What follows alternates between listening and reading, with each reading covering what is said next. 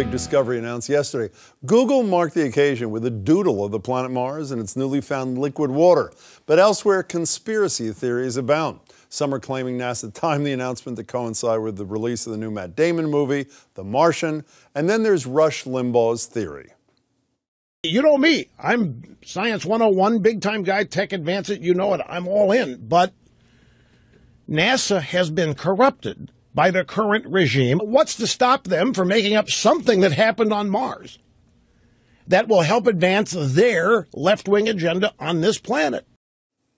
Of course, the moon landing was a fake too, Rush, I know. Joining me now is a man with no agenda but his love of science and space. Kelly Beatty is senior editor at Sky and Telescope magazine. Kelly, it's great to see you. As always, Jim. It's my occasional tutorial with you. Okay, my understanding is in the past we knew there was a lot of water there. There's still frozen water on the poles. Am I right so far? And underneath, glaciers. Okay, so the big deal now is there's theoretically liquid water. That's right also? Yeah, how do we know that? Well, so the big deal is Mars is a very cold place now, too cold for water to be in liquid form. But astronomers were seeing through their spacecraft these little rivulets and streaks that would appear on slopes, almost like wet sand. They'd appear during the summertime, and then in fall they would disappear. They said, well, it's probably water, right? Seeping and creating these when things. When it's warm enough, there's water in that. And in the summertime, and they would grow. But the problem is they couldn't prove it.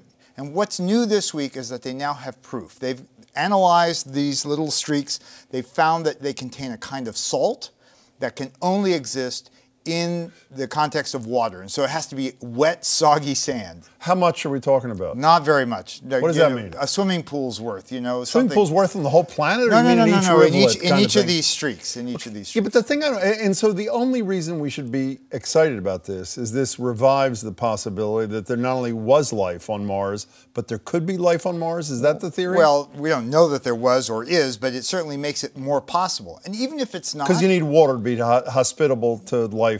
Exactly. Okay. And even if it's not, it provides a resource for future astronauts. How am I doing so far? Good? Good. And I'm going to teach you a word. What is it? Deliquescence. I was going to say that. Deliquescence, which of course means what? Which means that the water is not necessarily coming from the ground. It might be absorbed by this salt. Imagine table salt. It absorbs water. It gets clumpy. Imagine it absorbing enough water to start flowing. Okay, I actually studied up on this, so I think this is a fairly good question. So if the rivulets, is that the right word? Yeah, sure. Okay, if the rivulets appear in summer and disappear when it's cold, then how could life continue to exist when the rivulets disappear if water is their host? That's a good question, yes? Sure.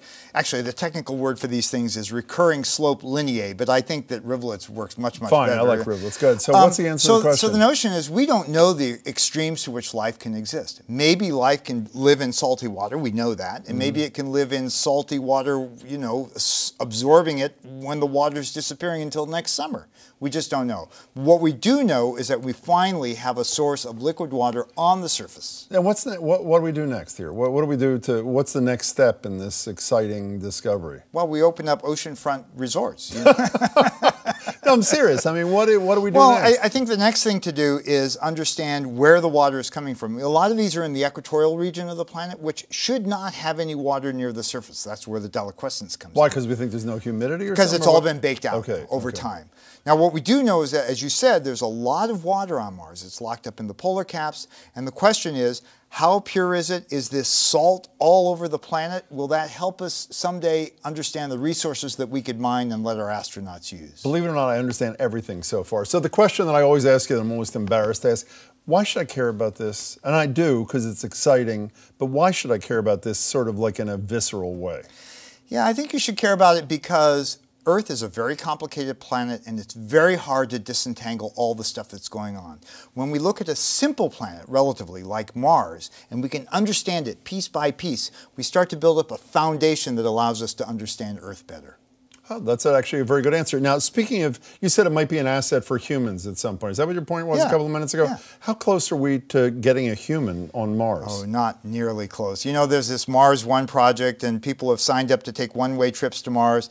We're just now getting to the point where we can design a spacecraft to bring back a robot to bring a sample back from Mars. So what are we talking, 2020s, 2030s? What 2030s. And how long a trip would this be? I'm embarrassed to say I don't know. How far away is Mars and how long 6 to 9 months each way. But and in theory, so what is the problem? What is it? Is the spacecraft the problem, or is the human space flight is complicated, and God help us if we actually lose somebody, like in The Martian. If we lose a robot, who really cares? Right? So, what was your excitement level yesterday? Would you say on a scale of 1 to 10 when you heard about this? I would say about 8 because it was proof of something that we thought was going on. It wasn't like an out of the blue discovery. I want you to know, I was excited yesterday. I'm more excited now. Kelly, it's great to see you as Pleasure. always. Thanks so much.